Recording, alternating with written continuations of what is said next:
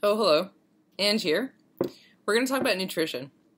I try to get a lot of water during the day because I run about 15 miles a week.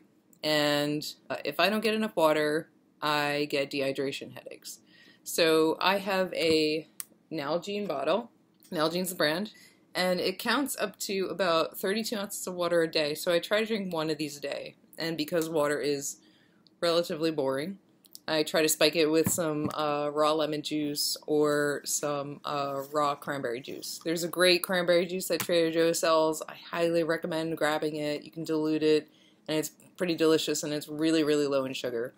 Every 45 minutes when you're running, you need to eat. You have to. Your blood sugar starts to go down. Your reserves are running out. So what I do is I take one of these goo packs or Cliff packs. They're kind of like a gel, and you can stick them in your pocket, and they're great. You just tear off the top and snack on them. These have caffeine, which are fantastic. There's a chocolate and a salted caramel flavor, which are my favorites. You can get caffeine-free ones, which I highly recommend if you're actually going running at night, or if you're caffeine sensitive. I also take vitamins for joint support. I take a glucosamine, which is fantastic. You can find them also at Trader Joe's. It's mostly for joint support. I don't currently have any joint issues, but if you're sort of wary about maybe degeneration or knee issues, because runners do tend to have sensitive knees, then I would highly recommend a glucosamine just in case. I also take for defense against UV rays damaging my skin cells. I also take a vitamin E and a beta-carotene.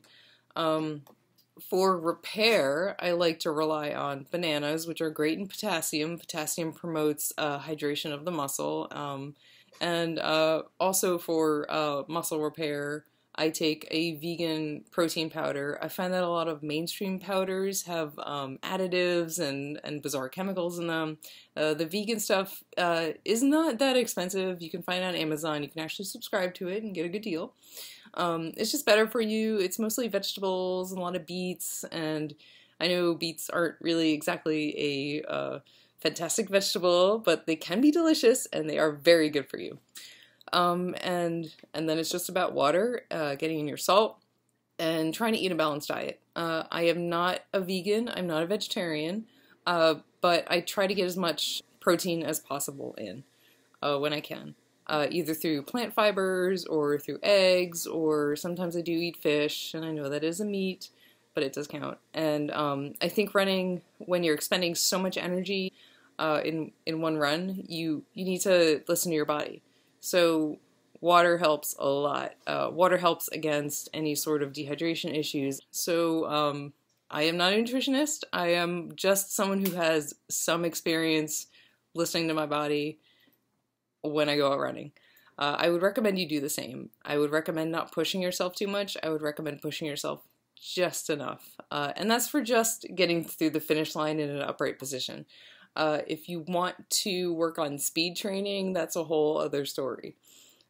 So thank you for listening. I think the next video I'm probably going to start detailing safety and running at night versus running during the morning hours, avoiding spider webs, disgusting, and probably start logging my runs. Today's mileage on a 5-mile run was on average 13 minutes and 38 seconds per mile. So I am not a fast runner. I am a regular gal who likes to run a lot. And I'll see you next time.